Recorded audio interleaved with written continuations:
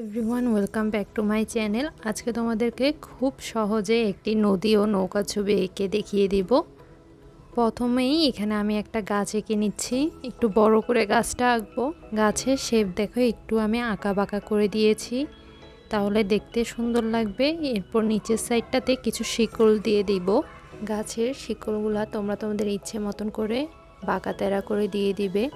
এরপর দেখো গাছের ডালের মুখ বরাবর আমি কিছু পাতা দিয়ে দিয়েছি। এরপরে নিচের সাইডে আঁকা বাঁকা করে পাতাগুলো দিব। তোমরা আমার স্টেপ বাই স্টেপ একটু ভালো করে খেয়াল করলেই হবে, তোমরাও আমার মতন করে সহজেই পাতাগুলো আঁকতে পারবে। আর যদি তোমাদের কাছে এই গাছ আঁকাটা একটু কঠিন লাগে তাহলে তোমরা তোমাদের ইচ্ছে মতন করেও আঁকতে পারো। এভাবে গাছটা আঁকলে একটু দেখতে সুন্দর লাগে, এই জন্য চেষ্টা করবে এভাবে আঁকার। এবার গাছের নিচে দিয়ে কিছু গাছপালা দিয়ে দিব। এখানে কিছু ঘাস দিয়ে দিলেই দেখতে ভালো লাগবে, যদি আমি নর্মালি দাগটা টেনে দিতাম তাহলে দেখতে ভালো লাগতো না। এবার এই সাইডটাতে আমি নদীর জন্য নৌকাগুলো এঁকে নিব। এখানে নৌকাগুলো একটু আমি বড় সাইজের এঁকেছি, তোমরাও এইভাবে আঁকবে। নৌকাটা এঁকে নেওয়ার পর উপরে চালটা এঁকে নিচ্ছি। ওর ভিতর সাইডে কিছু বাঁকা করে দাগ দিয়ে দিয়েছি, নিচের সাইডে কিছু ঢেউ দিয়ে দিবা। এরকম করে একইভাবে আমি পিছনের সাইডেও আরেকটা নৌকা এঁকে নিয়েছি। তোমরা চাইলে এখানে নৌকা একটু বাড়িয়েও দিতে পারো, কিন্তু কম দেওয়া যাবে না, বেশি দিলে দেখতে ভালো লাগে। আমি এখানে একটা পার দিয়ে দিচ্ছি। পাড়ের এক সাইডে দেখো আমি একটু মোটা করে দাগ দিয়ে দিব, এই জিনিসটা দিলে একটু দেখতে ভালো লাগে। আর এখানে একটা আমি বাঁশ দিয়ে দিচ্ছি, যেটার সাথে নৌকাগুলোকে বেঁধে রাখা হয়েছে। নৌকার লাঠিগুলো এঁকে নিচ্ছি। এখানে তোমরা ফ্রি হ্যান্ডও আঁকতে পারো অথবা স্কেল দিয়েও আঁকতে পারো, ফ্রি হ্যান্ডে আঁকলেই ভালো। এরপর আমি এখানে দড়ি দিয়ে বেঁধে রেখেছি, এরকম করে কিছু দাগ দিয়ে দিলাম। এবার নদীটা যাতে একদম খালি না মনে হয় এই জন্য কিছু পাতা আর শাপলা এঁকে নিব। জিনিসটা তোমরা দিলে দেখতে একটু সুন্দর লাগবে। ছবিটাতে দেখো নদী ও নৌকা মেন জিনিসটা বলেছে, এই জন্য আমি নদীর সাইডটা একটু বেশি জায়গা রাখবো, বাকি জিনিসগুলো একটু কম জায়গার মধ্যে দিব। এখানে তোমরা ইচ্ছে মতন কিছু শাপলা আর পাতা দিয়ে দিবে। এরপরে পিছনের সাইডটাতে আমি কিছু ঘর বাড়ি এঁকে নিব। ঘর বাড়িগুলো তোমরা একটু ছোট ছোট করে আঁকার চেষ্টা করবে, তাহলে একটু দেখতে ভালো লাগবে, তাহলে বোঝা যাবে যে এগুলো দূরের ঘর বাড়ি। এরপর আমি এখানে কিছু ছোট ছোট দরজা জানলা দিয়ে দিয়েছি। এরপর পাশে দিয়েও সেমভাবে আরেকটি ঘর এঁকে নিব। তোমাদের সিলেবাসে এই ড্রয়িংটি থাকলে তো ভালোই, এই ছবিটি আঁকবে। আর যাদের সিলেবাসে নাই তারাও আঁকতে পারো। সব ধরনের ছবি আমাদের প্র্যাকটিসের উপরে থাকা দরকার, তাহলে যে কোনো দরকারের সময় যে কোনো ছবি আমরা আঁকতে পারবো। আর সব সময় সপ্তাহে চেষ্টা করবে 2-3টা ছবি আঁকার, তাহলে প্র্যাকটিসের উপর থাকবে। আর যদি তোমরা রেগুলার প্র্যাকটিস না করো তাহলে কিন্তু পরে দিয়ে ছবি আঁকতে অনেক কষ্ট হয়ে যাবে। ঘরের পিছন দিয়ে কিছু গাছপালা দিয়ে দিয়েছি, তাহলে একটু দেখতে সুন্দর লাগে। এরপরে দূরে একটু বড় করে একটা সুপারি গাছ এঁকে নিচ্ছি। এই ছবিটাতে তেমন কঠিন কিছু নেই, সবচেয়ে বেশি কঠিন লাগে হচ্ছে সবার মানুষ আঁকতে। এই ছবিটাতে কোনো মানুষ নাই, এই জন্য তোমরা সবাই সহজে এই ছবিটা আঁকতে পারবে। এবার দূরে কিছু গাছ দিয়ে এরপর সূর্যটা এঁকে নিব। আর এখানে আমি প্রত্যেকটা জিনিসই ডিটেলসে বলে দিই, এই জন্য তোমাদের আঁকতে কোনো অসুবিধা হওয়ার কথা না। আর যদি হয় তাহলে অবশ্যই আমাকে কমেন্টস করে জেনে নিতে পারবে। এখানে আমি পাটটা ডাবল করে এঁকে নিয়েছি। এবার দূরে দিয়ে কিছু পাখি এঁকে নিব। আর যদি তোমাদের কাছে আমার ভিডিওগুলো ভালো লেগে থাকে অবশ্যই কমেন্টস করে আমাকে জানাতে ভুলবে না। আর সামনে কিন্তু অনেকগুলো আর্ট কম্পিটিশন আছে, সেগুলোর জন্য আমি ভিডিও আপলোড করব, এই জন্য অবশ্যই চ্যানেলটি সাবস্ক্রাইব করে রাখবে যাতে সবার প্রথমে তুমি ভিডিওগুলো পেয়ে যাও। এবার পুরো ছবিটা কালার করে নিব। এখানে আমি প্রথমে সূর্যের কালারটা করে নিলাম, পুরাটা লাল কালার দিয়ে কমলাটা দিয়ে একটু ছড়িয়ে দিয়েছি। এরপর হালকা কমলাটা দিলাম, এরপর হলুদ দিয়ে আশেপাশে একটু বাড়িয়ে কালারটা দিয়ে দিব। এরপর বাকি আকাশ যেটা আছে সেটিতে গাঢ় নীল আর আকাশি কালারটা দিয়ে দিব। এখানে নীল কালারগুলো আমি একটু হালকাভাবে ব্যবহার করেছি, তোমরাও আমার মতন করে কালার করবে।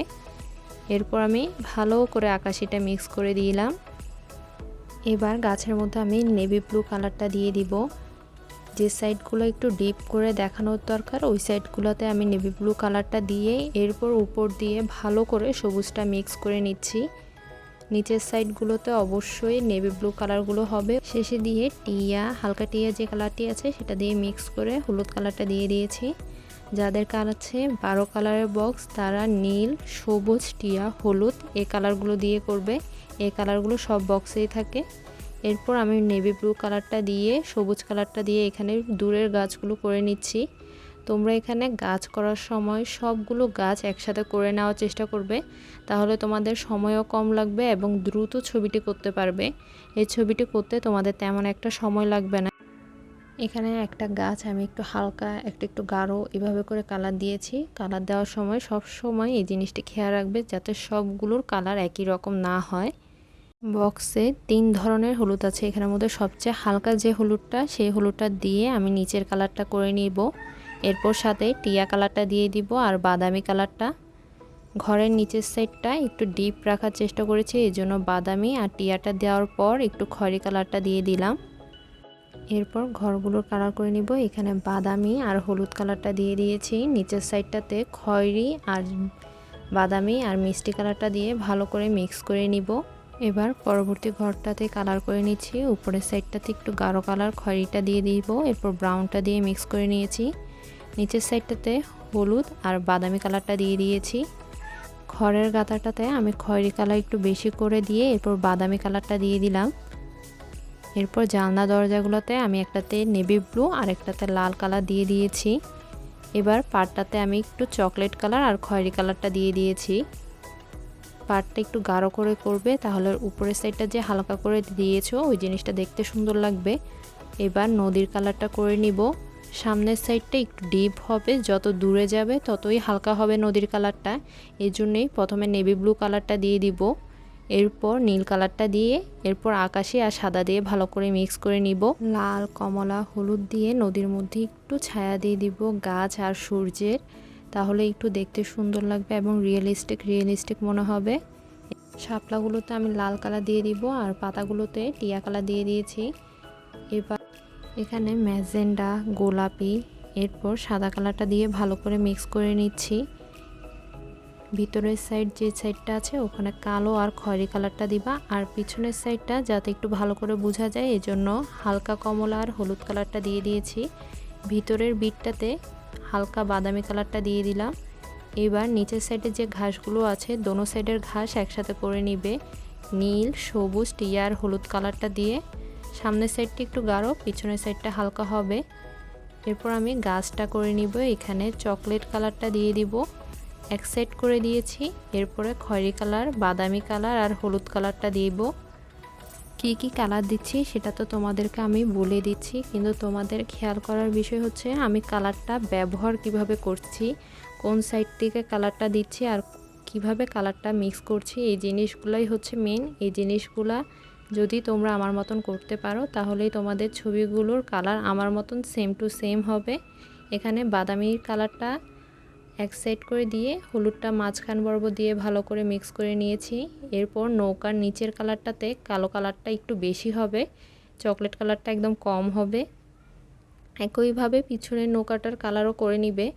পুরো ছবিটি করা শেষ, এবার আউটলাইন করার পালা। এটা হচ্ছে তোমাদের মেইন। আর আউটলাইন করার সময় আমি প্রত্যেকটি ভিডিওতেই বলে দিই যে প্রথমে শার্প করে নিবে ডায়মন্ড কালারটা, এরপরে আউটলাইন করবে, না হলে বর্ডারটা মোটা হয়ে যাবে এবং দেখতে ভালো লাগবে না। প্রত্যেকটা জিনিসই আমি কিন্তু ভালো করে বর্ডার করছি এবং পুরোপুরি না, কিছু কিছু জায়গা বর্ডার করব, আবার কিছু কিছু জায়গায় একটু খালি ছেড়ে দিচ্ছি। আজকে এই পর্যন্তই। আর যদি তোমাদের কাছে আমার ভিডিওগুলো ভালো লেগে থাকে তাহলে অবশ্যই আমাকে জানাতে ভুলবে না। আর তোমাদের কি ধরনের ছবি আঁকতে ভালো লাগে ওই জিনিসটাও আমাকে কমেন্টস করে জানাতে পারো। সবাই ভালো থাকবে। আল্লাহ হাফেজ। আজকে এই পর্যন্তই, আবারও দেখা হবে নতুন আরেকটি ভিডিও নিয়ে।